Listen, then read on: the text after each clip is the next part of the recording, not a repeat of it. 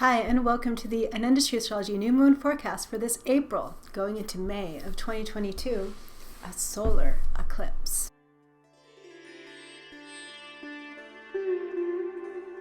The moon is waning, the energy is diminishing. How are you feeling?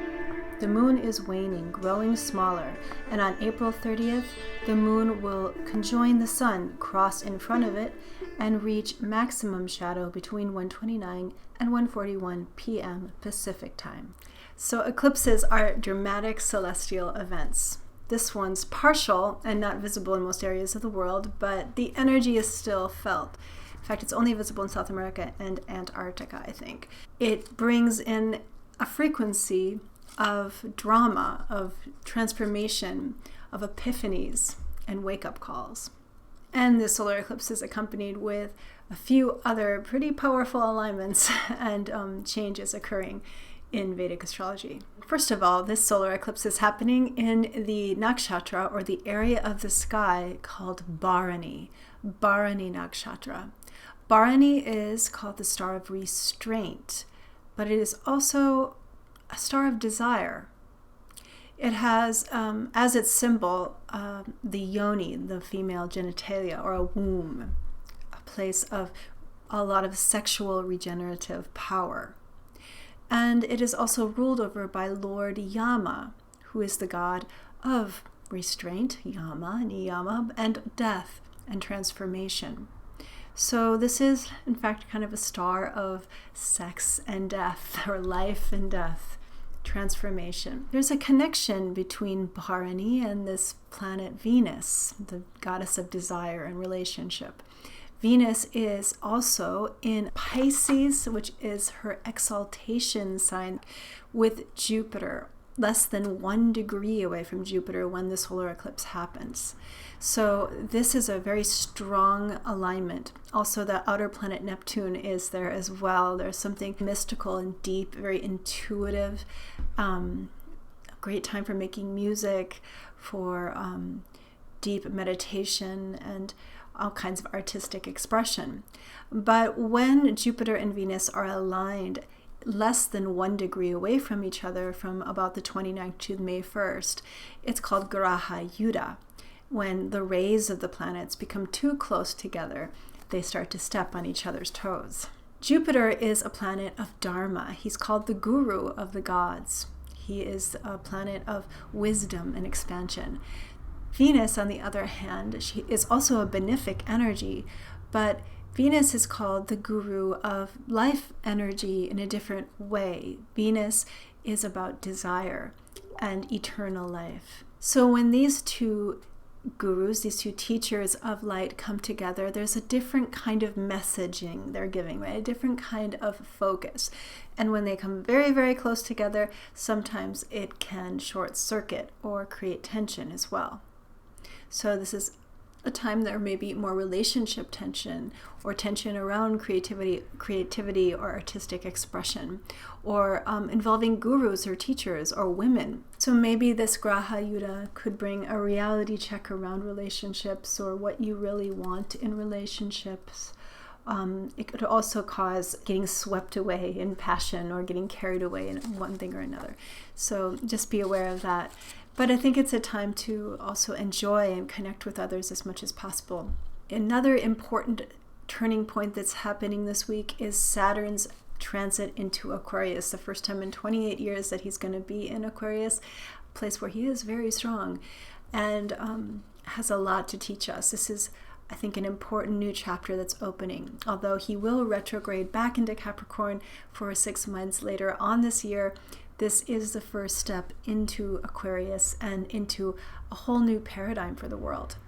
I've decided to teach a class on Saturn. I feel like this is something that deserves to be really looked at and meditated on, because it's going to be a transit that's going to last 2.5 years, almost 3 years. I'm going to be teaching about Saturn's meaning in Vedic astrology, some important remedies for Saturn, and his specific meaning, especially in Aquarius, for the 12 Vedic signs.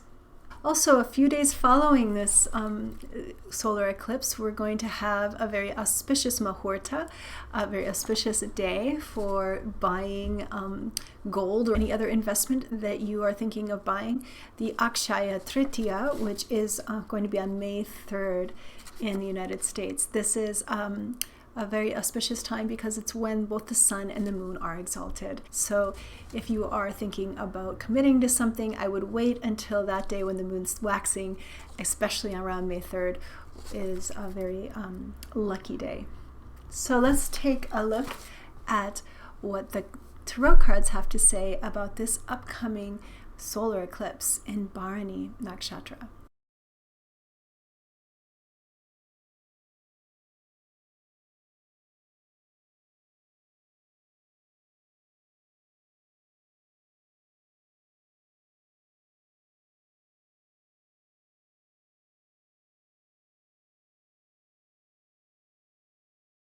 Okay, so the first card that came through is the Ten of Swords. This is sort of a breakthrough card or breakdown card. Like I said, eclipses are generally a time when things can get, it's like a roller coaster. Things can reach a breaking point. It's an awakening, a shift, a surprise change, or it's just time. It's time to change, and it happens rapidly when you decide. And so, and with the added Graha Yuddha between Venus and Jupiter, it does seem to be a pretty tense time of a turning point. And the Hanged Man. Something about sacrifice here. You know, one thing about Jupiter and Venus together in Pisces, they're close to Neptune there as well, is that there is this very spiritual, very self-sacrificing, compassionate energy that maybe needs a little more boundaries. Maybe it's a little too open. And that's part of the lesson of this Graha Yuddha and this solar eclipse, is learning when to say no, when to draw the line.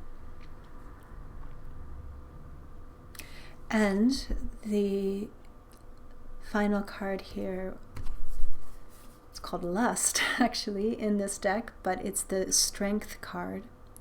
But it's interesting, you know, this Bharani energy is so much around desire and restraint and how to control it.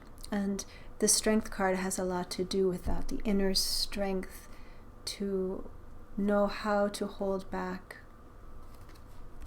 how to rein it in, but stay connected with it, use it, focus.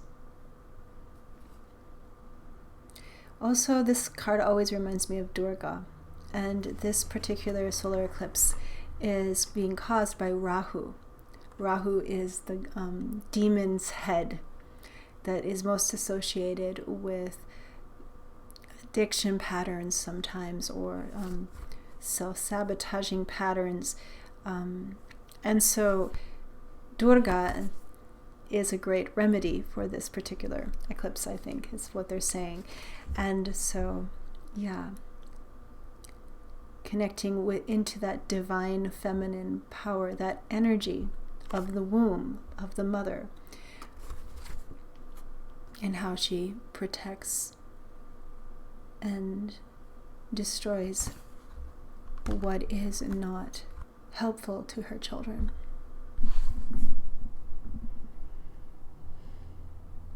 Break free from what has kept you enslaved. Come out of the holding pattern. Feel your power. You are alive and full of her, of Shakti. You are meant for creative power and freedom. There's much expansion and growth ahead.